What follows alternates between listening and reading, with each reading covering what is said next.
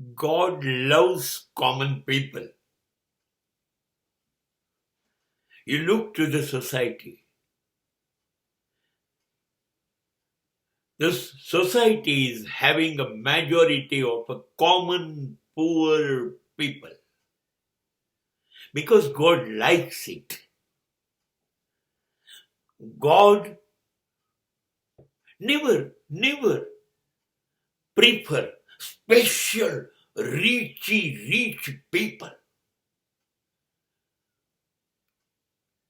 God never favors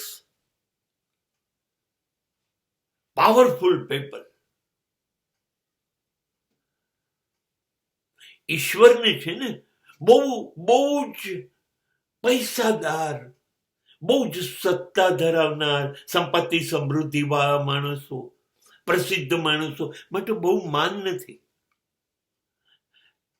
કેમ કે આ બધાએ બધું મેળવ્યું એનું અભિમાન એ લોકો ઉપર હોય છે. એટલે એ લોકો દાન કરે, એ લોકો ધર્મ કરે છે, એવું કશું કરે, યજ્ઞ કરે, હોમ કરે, હવન કરે, કથા કરે, યાત્રા કરે, કંઈ પણ કરે તો જાણે એ લોકો ઈશ્વર પર ઉપકાર કરતા હોય એવું હોય. ઈશ્વરને એમના મન બિલકુલ એમાં એમનું મન માનતું નથી. એટલા માટે 95% માણસો સામાન્ય છે, કાં તો ફૂટપાથ પર રહે છે અથવા થોડુંક સારું ઘર એમાં રહે છે. સવારથી સાંજ મહેનત કરીને પોતાની અને પોતાના કુટુંબની રોટલી, જમવાનું, જરૂરિયાતો માંડ પૂરી કરતા માણસો ઈશ્વરના વાલા છે.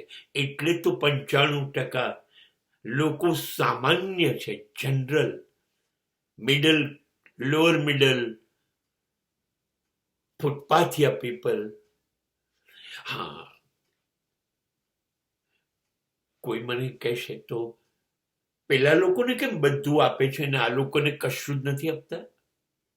જો અમે ઈશ્વરના ખાસ છીએ, માનીતા છીએ તો નહીં. ઈશ્વર એને જ તકલીફો આપે છે જે દીકરામાં એને પૂરો વિશ્વાસ હોય કે મારો આ દીકરો તાકાતવાળો છે, એ ગમે તે મુશ્કેલી સામે લડશે, એને જ તકલીફ આપશે. બે તાવ હશે ને તોય મજૂર તો સાયકલ લઈને મજૂરી ઉપર જતો રહેશે, કેમ કે એ પૈસા નહીં આવે તો સાંજે લોટ નહીં આવે, શાક નહીં આવે. ઈશ્વરને એ ગમે છે. અને ધનવાનને 2 તાવ આવ્યો હશે, 1 તાવ આવ્યો હશે તો